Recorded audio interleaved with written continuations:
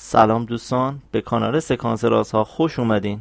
من میخوام تو این قسمت یه نظریه خیلی خفن راجع به زامبی شدن آدما بعد استفاده شیشه‌های آبی هایزنبرگ رو بهتون نشون بدم. دقیقاً شیشه‌های آبی هایزنبرگه که توی کیسه‌های دیر هستش. مال زمانیه که تیداک زخمی شده و دل اون کیسه که توش دارو و کریستال‌های هایزنبرگه که مال قبل زامبی شدن دنیاست رو پیدا کرده و براش میاره. این دوتا سریال از شبکه AMC پخش شدن و با هم همکاری زیادی داشتن. لطفاً کانال منو لایک و سابسکرایب کنید و نظرات خودتون رو برام بنویسید.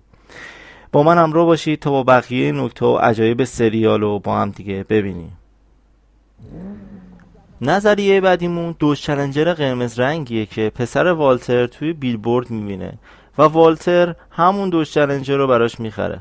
یه دوج چلنجر 2009 قرمز رنگ که والتر اونو میخره و باش میاد خونه و سکانس معروفی داره که بعد از اینکه زنش مخالفت میکنه اونو سوار میشه و میره و کلی گاز میده و کلی باش کیف میکنه. حالا نکته عجیبش چیه؟ نکته عجیبش اینه که همون دوج چلنجر 2009 دقیقا توی سریال واکینگ دده. مال زمانیه که گلن از اون دوج چلنجر استفاده میکنه و صدای دزگیرش که قطع نمیشه زامبیا رو باش منحرف میکنه و از شهر میخواد خارج بشه. حالا به نظرتون این همون دوج چلنجره یا نه؟ نظراتتون رو برام کامنت کنید و هر نظر دیگه ای هم دارید برام بنویسید، ممنون میشم.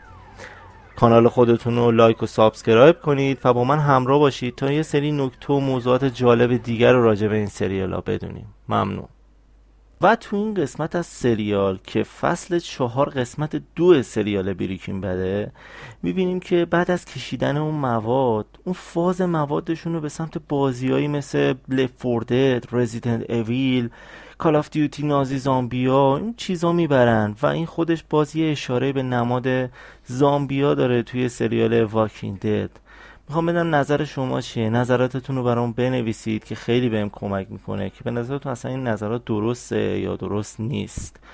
و باز ممنون میشم که لایک و سابسکرایب یادتون نره. با من همراه باشید تا یه موضوع جالب دیگر رو بهتون نشون بدم. خب میرسیم به سکانس طلایی و البته مورد علاقه خودم و خیلی از کسایی که این سریال رو دیدن که برای خلق این سکانس از گروه گریم سریال واکینگ دد استفاده شده تا بتونن این صحنه خیلی خفن و توی سریال بریکینگ بد خلق کنن. یعنی دقیقا ظاهر شدن گاس فریک در نقش مرده متحرک که تو فصل 4 قسمت 13 که اسم تیترش هم فیس آفه که بعد از انفجار میبینیم که گاس فریک با نیمه صورت و یه چشم در اومده دقیقا مثل یه زامبی داره راه میره و قدم میزنه و یه ارجاع تصویری طنزآمیز داره به سریال مرده های متحرک یا همون واکینگ دد خودمون.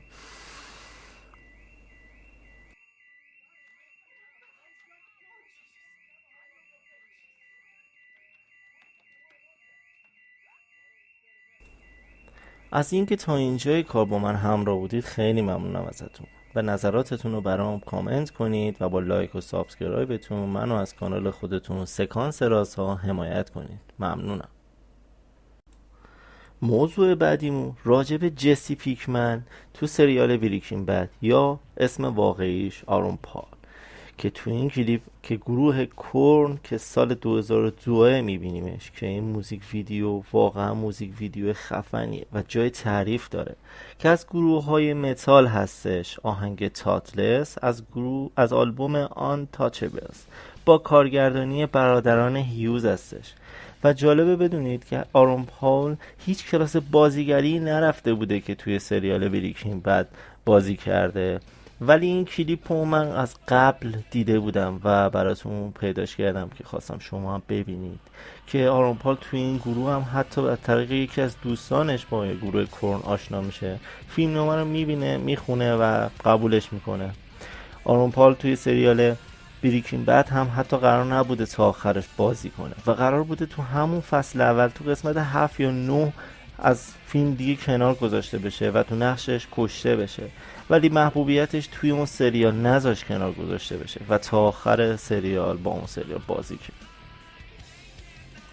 انتخاب والتر وایت در سریال بریکینگ بد هم در اصل به خاطر اجرای اون بازیگر در سریال ابعاد ناشناخته با تیتر قسمت درایو بوده که وینس گیلیگان خالق و نویسنده اون پس از مشاهده و اجرای تاثیرگذار برایان کرانستون در نقش آنتاگونیستی که بتونه هم ترسناک باشه و هم انسانیت رو به نمایش بذاره تصمیم گرفت اون رو برای نقش والتر وایت پیشنهادش کنه.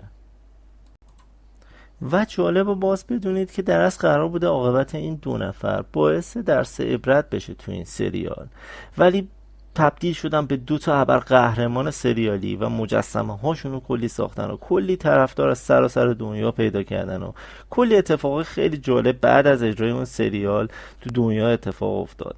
البته به غیر از زن بیچاره والتر تو این نقش سریال بریکینگ بد که بازی خیلی خوبی داشت ولی کلی هیت و تنفر گرفت از همه جا.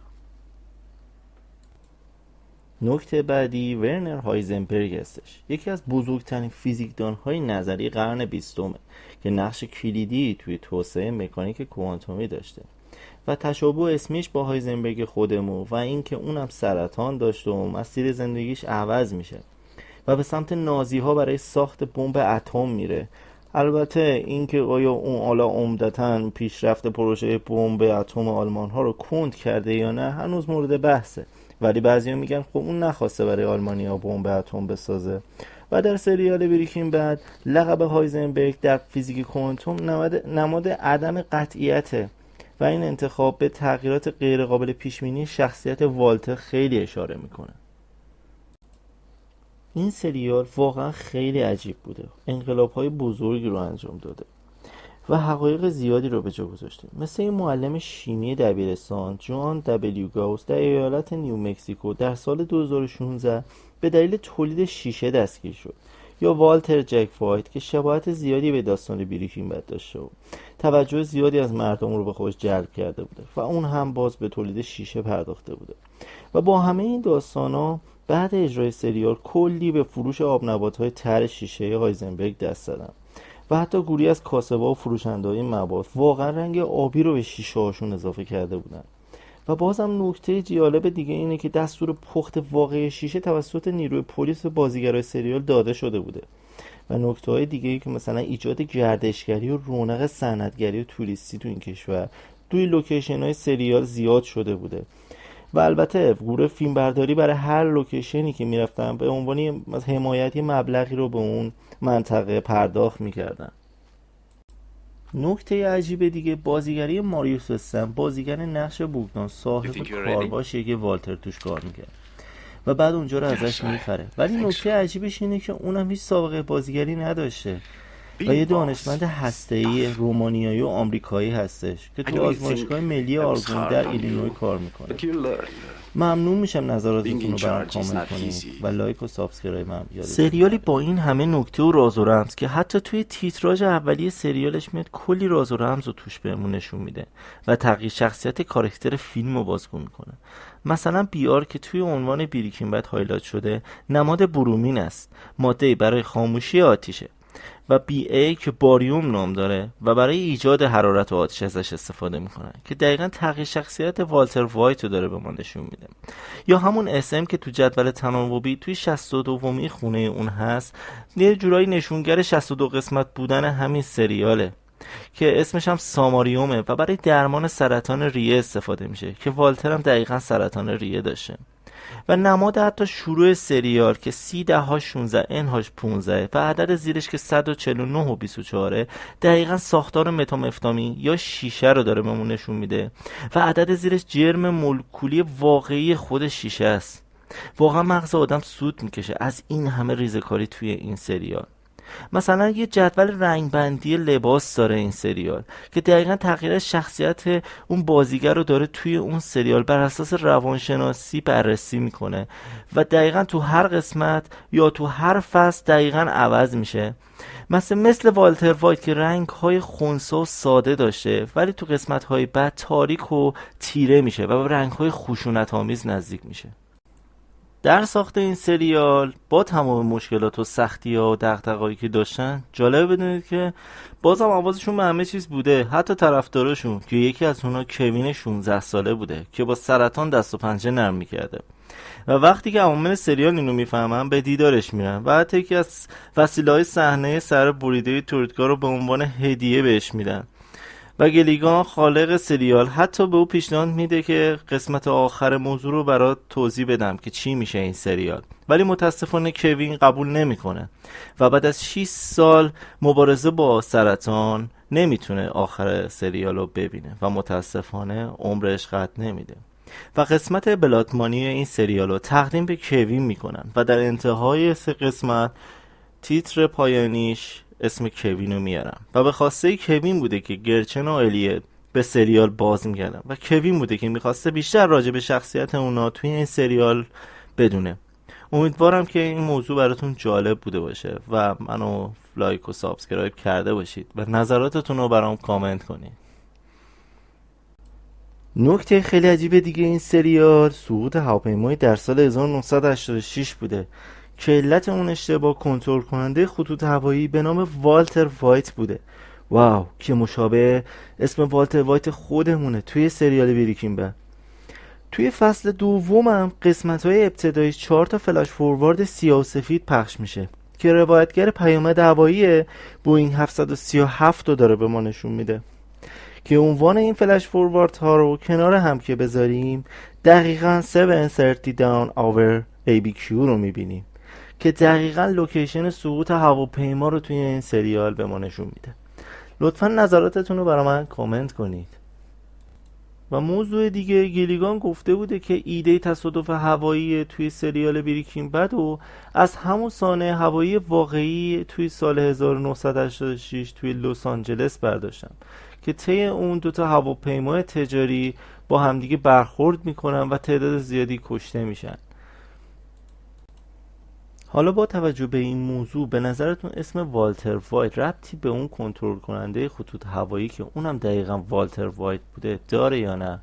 چون این مشابهت اسمی نمیتونه بی دلیل باشه تو این سریالی که همه چی رو توش بررسی کردن و همه چیش پر رمز و رازه. نظرتون ما چیه؟ برام کامنت کنید.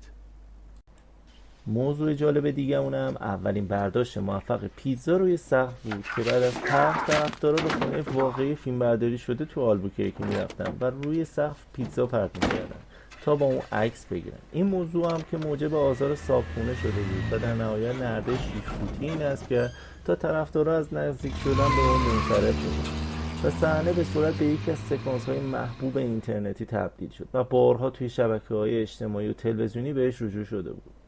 پیتزا عمدن بدون برش بود تا موقعی که پرت میکنه از همدیگه نپاشه و در اصل این سکانس نماد عصبانیت والتر رو به نمایش میرسونه. نکته جالب دیگه همونم سایتی بود که برای کمک به والتر توسط پسرش ساخته شد تا از مردم کمک مالی بگیره که این موضوع هم در شبکه و رسانه ها خیلی دیده میشد و اونم اینه که سایتی که داخل سریال ساخته شده بود دقیقا تو جهان واقعی هم وجود داره و الان هم فعاله. اون سایت هم walterwhite.com هستش و اگه بری توش هنوزم فعاله.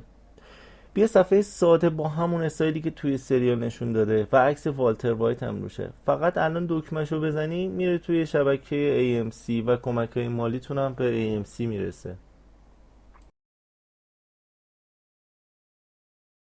نکته دیگه هم لوکیشن دفن پوله که کاملا واقعی بوده توی سریال و اعدادی هم که توی بلیت بخت آزمایی والتر می نویسه دقیقا مختصات دفن پول هستش که واقعی هم بودن. بازم یه نکته خیلی جالب بوده که اون لوکیشنی هم که توش زده دقیقا استودیوی کیو در آلبوکرکی هستش که بازم این مختصات واقعی بوده و اینم یه نکته خیلی جالبه. شما هم نظری دارید برام کامنت کنید، ممنون میشم. توی این سکانس از سریال هم مال وقتیه که گیل توی خونش تنهاست و داره با یه آهنگ ایتالیایی قدیمی به نام کرا پاپلادا از کوارتتو سترا همخونی میکنه که کنایه موضوع آهنگ به یه مرد کچله که اشاره میشه به هویت والتر وایت توی سریال که باز اینم از یکی از نکته‌ها و چیدمان‌های حرفه‌ای و کارگردانی خفن این سریاله که واقعا عالیه. میرسیم به سکانس آخر سریال یا همون فلینا که تشکیل شده از 3 نماد خون و طلای آبی یا همون متامفتامین و اش که با کنار گذاشتن این 3 تا نماد میشه تلخترین پیامد سریال رو فهمید. و موزیک خفن این سکانس که قطعه بیبی بلو از گروه بریتانیایی بدفینگر از آلبوم استریت آپ هستش که وینس گیلیگان با انتخاب این موزیک میخواسته ادای احترام به دستاورد والتر وایتو توی دنیای مواد مخدر نشون بده. مثلا متن آهنگ با جمله‌ای مانند Guess I got what I deserved میخواسته سرنوشت والتر رو اشاره کنه و بعد از پخش این آهنگ در پایان این سریال باعث افزایش چشمگیر محبوبیت این آهنگ شد، به طوری که در آیتونز به میزان 3000% افزایش یافت و در صدر جدول موسیقی قرار گرفت. و میرسیم به آنتونی هاپکینز، بازیگر و کارگردان و تهیه کننده بریتانیایی که یکی از بزرگترین بازیگران تاریخ سینما شناخته میشه، که بعد از دیدن سریال نامه‌ای نوشته برای احترام به این سریال. متن نامه رو براتون میخونم. همین الان که سریال بریکینگ بد رو تموم کردم، فصل 5 رو در عرض 2 هفته همش رو دیدم. یه جور ماراتون تماشای تلویزیونی بود. نمیدونم اصلا این ایمیل بهت میرسه یا نه، ولی باید بهت بگم بازی تو فوق‌العاده بود، بهترین بازی که تو عمرم دیدم. میدونم در حرفه بازیگری تعارف زیاد زده میشه، مخصوصا وقتی آدمی مثل من که چند دهه‌ای بازی کردم، ولی این تعارف نیست، یه حرفیه که از ته دل میگم. اجرای تو از هر نظر فوق‌العاده و حیرت انگیز و بی‌نقص بود. از نظر قدرت، شخصیت پردازی، کنترل، ظرافت و باورپذیری یه شاهکار بود. اگه تو جایزه نگرفتی پس واقعا نمیدونم که اصلا جوایز چه ارزشی دارن. تمام تیم، همه بازیگرا فوق‌العاده بودن. چی میشه گفت؟ عالی بودن. خیلی کم پیش میاد که کسی کار کسی دیگر رو تحسین کنه، واقعا تحسین کنه، چون همیشه یه حس رقابت هست. ولی اینجا من حس رقابت ندارم، فقط تحسین کامل و مطلق. ممنون برای یه تجربه هنری باور نکردنی. با احترام کامل، تونی هاپکینز. موضوع جالب دیگمون هم خالکوبی زدن والتر و جسی تو آخرین روزهای فیلم برداری سریال هستش که والتر عبارت بی آر و بی ای رو میزنه کنار انگشتش و جسی هم عبارت نو هاف میجرز رو میزنه روی دستش، که اشاره به دیالوگ مایک از فصل 3 هستش که راجع به خطرات تصمیمای ناقص و میان روینا صحبت میکنه. لطفا نظراتتون رو برام حتما بنویسید و برای دیدن قسمت پایانی ادامه ویدیو رو ببینید. پس از پایان سریال در سال 2013 یک حراجی آنلاین توسط اسکرین بیت و سونی پیکچر تلویزیون برگزار شد که تو این حراجی 337 مورد از وسایل صحنه و لباس‌ها و وسایل نقلیه به فروش رسید و حدوداً $1,000,000 هم درآمد داشته و بیش از 5800 نفر در اون شرکت کردن. 10 تا از وسیله‌های برجسته حراجی رو براتون میخونم. کتاب برگای علف مال والت ویتمن $65,500. زنگ معروف هکتور سالومانکا $26,750. خرس عروسکی صورتی $23,250. دندان طلایی توکو $20,250. کادیلاک والتر $19,750. زیرشهواری معروف والتر $9,900. تلفن جسی $4,600. لباس جسی $3,100. ماشین کاروان $80,000 و شولت جسی $7,500. از اینکه تا اینجا منو تأمل کردید و با من همراه بودید ممنونم و لطفا نظراتتون رو برام بنویسید و کانال خودتون سکانس رازها رو لایک و سابسکرایب کنید و حمایت کنید. ممنونم ازتون.